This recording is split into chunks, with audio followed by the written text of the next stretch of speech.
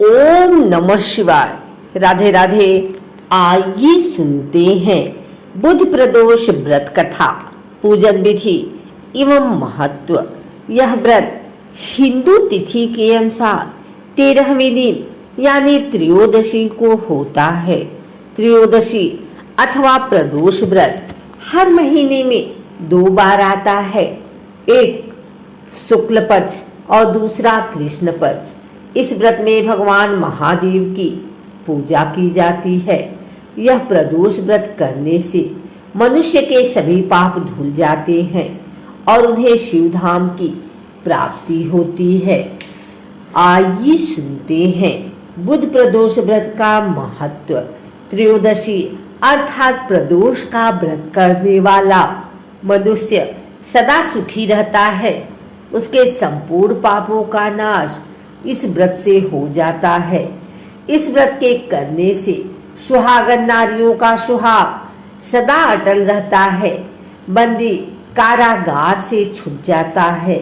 जो स्त्री पुरुष जिस कामना को लेकर इस व्रत को करते हैं, उनकी सभी कामनाएं कैलाशपति शंकर जी पूरी करते हैं। सूत जी कहते हैं, त्रयोदशी व्रत करने वाले को 100 गौदान का फल प्राप्त होता है। इस व्रत को करने से जो तन मन धन से करता है, उसके सभी दुख दूर होते हैं। पूजन सामग्री धूप, दीप, घी, सफेद पुष्प, सफेद फूलों की माला, आकड़े का फूल, सफेद मिठाइयाँ, सफेद चंदन, सफेद वस्त्र, जल से भरा हुआ कलश, कपूर, आरती के लिए थाली, बेलपत्र, धतूरा, भांग, हवन सामग्री, आम की लकड़ी। बुध प्रदोष व्रत की विधि। प्रदोष व्रत के दिन व्रती को प्रातः काल उठकर नित्य क्रम से निवृत्त हो स्नान कर शिव जी का पूजन करना चाहिए। पूरे दिन मन ही मन ओम नमः शिवाय का जप करें। पूरे दिन निराहार रहें। त्रयोदशी के दिन प्रदोष काल में यानी सूर्यास्त से 3 घड़ी पूर्व शिव जी का पूजन करना चाहिए। प्रदोष व्रत की पूजा शाम 4:30 बजे से लेकर शाम 7 बजे के बीच की जाती है। व्रती को चाहिए कि शाम को दोबारा स्नान कर स्वच्छ श्वेत वस्त्र धारण कर ले। पूजा स्थल अथवा पूजा गृह को शुद्ध कर ले। यदि व्रती चाहे तो शिव मंदिर में जाकर पूजा कर सकते हैं। 5 रंगों से रंगोली बनाकर तैयार करें। पूजन की सभी सामग्री एकत्रित कर लें। कलश अथवा लोटे में शुद्ध जल भर लें। कुश के आसन पर बैठकर शिव जी की पूजा विधि विधान से करें। ओम नमः शिवाय कहते हुए शिव जी को जल अर्पित करें। इसके बाद दोनों हाथ जोड़कर शिव जी का ध्यान करें।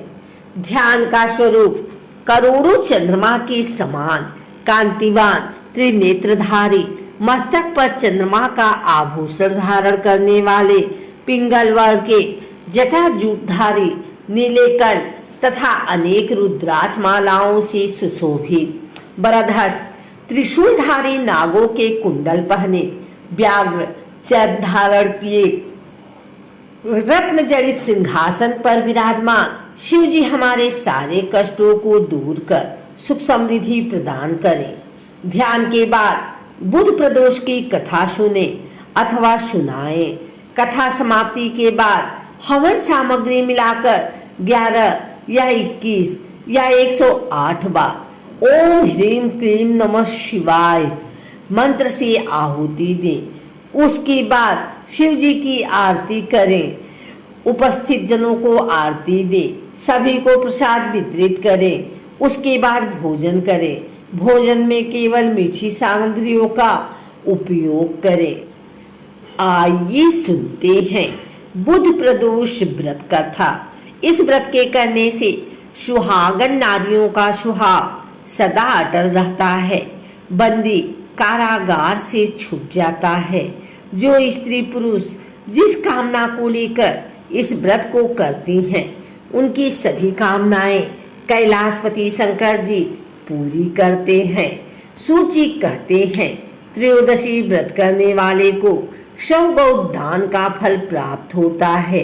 इस व्रत को जो विधि विधान और तन मन से करता है उसके सभी दुख दूर हो जाते हैं। बहुत पुरानी बात है, एक पुरुष का नया नया विवाह हुआ था। वह गौने के बाद पत्नी को लेने अपने ससुराल पहुंचा और उसने सास से कहा कि वह बुधवार के दिन ही अपनी पत्नी को लेकर जाएगा। उस पुरुष के सास ससुर साले सालियों ने समझाया कि बुधवार को पत्नी को विदा कराकर ले जाना शुभ नहीं है, लेकिन वह पुरुष नहीं माना। विवश होकर सास ससुर ने अपनी जमाई और पुत्री को भारी मन से विदा किया। पति पत्नी बैलगाड़ी में चले जा रहे थे। एक नगर के बाहर निकलते ही पत्नी को प्यास लगी। पति लोटा लेकर पत्नी के लिए पानी लेने गया। जब वह पानी लेकर लौटा तब उसने देखा कि उसकी पत्नी पराये व्यक्ति के द्वारा लाए हुए लोटे से पानी पीकर हंस हंस कर बात कर रही थी। वह पराया पुरुष उस व्यक्ति की शक्ल सूरत वाला था। ऐसा देखकर वह व्यक्ति पराया व्यक्ति से आग बबूला होकर लड़ाई करने लगा। धीरे धीरे वहां काफी भीड़ एकत्रित हो गई और सिपाही भी आ गए। सिपाही ने स्त्री से पूछा कि सच सच बताओ कि तुम्हारा पति इन दोनों में से कौन है। लेकिन वह स्त्री चुप रही, क्योंकि दोनों ही व्यक्ति हमशक्ल थे। बीच राह में अपनी पत्नी को लुटा देखकर वह व्यक्ति मन ही मन भगवान की प्रार्थना करने लगा, हे भगवान, मुझे और मेरी पत्नी को इस मुसीबत से बचा लो। मैंने अपनी पत्नी को बुधवार के दिन विदा करा करके बहुत बड़ा अपराध किया है। उसके लिए मुझे क्षमा कर दो। भविष्य में मैं ऐसी गलती कभी नहीं करूँगा। भगवान शिव उसकी प्रार्थना से भ्रमित हो गए और दूसरा व्यक्ति उसी समय कई अंतर ध्यान हो गया। इसके बाद वह अपनी पत्नी के साथ सही सलामत अपने नगर पहुंच गया।